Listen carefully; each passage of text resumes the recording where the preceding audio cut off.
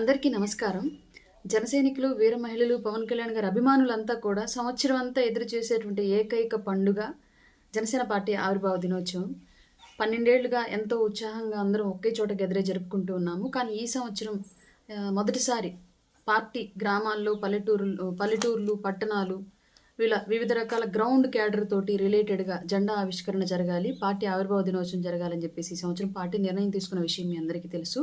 అలాగే విదేశాల్లో ఉంటున్నటువంటి భారతీయులు, జనసేన పార్టీ నాయకులు, కార్యకర్తలు, వీర మహిళలు ఎవరైతే ఉన్నారో వారందరూ కూడా వివిధ దేశాల్లో వారు దేశం నుంచి వృత్తిరీత్యా దేహం దూరంగా ఉన్న పవన్ కళ్యాణ్ గారితో మనసులో ఎప్పుడు కనెక్టివిటీ కలిగే ఉన్నాం మేమని చెప్పేసి ప్రతిసారి తెలియజేసుకుంటూ వివిధ కంట్రీస్లో ఉన్నటువంటి వాళ్ళు ఆ కంట్రీస్లో ఆవిర్భావ దినోత్సవాన్ని ఎంతో గొప్పగా జరుపుకుంటున్న విషయం మనందరికీ తెలుసు.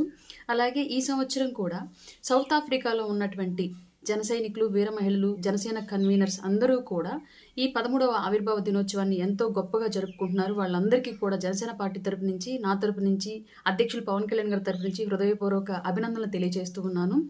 ఈ సంవత్సరం అంటే రేపు 15వ తేదీ అది ఒక డే పోస్ట్ పోన్ చేసుకుని సౌత్ ఆఫ్రికాలో ఉన్నటువంటి జన సైనికులు, వీర మహిళలందరూ కూడా ఆదివారం ఉదయం 11:30 మిడ్రాండ్ జెట్ ప్లేన్ లాడ్జ్లో జరుపుకుంటున్నటువంటి ఈ జనసేన పార్టీ ఆవిర్భావ దినోత్సవానికి వేడుకకు అందరూ కూడా సౌత్ ఆఫ్రికా వ్యాప్తంగా ఉన్నటువంటి జన సైనికులు, వీర మహిళలు అందరూ కూడా ఆ సందర్భానికి హాజరయ్యి మనస్ఫూర్తిగా సెలబ్రేట్ చేసుకోవాలని మిమ్మల్ని అందరినీ ఆహ్వానిస్తున్నాము. ప్రతి ఒక్కళ్ళు కూడా ఈ వేడుకకి ఆహ్వానితులే.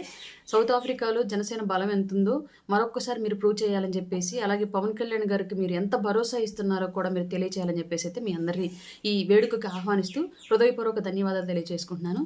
జై జనసేన, జై హింద్.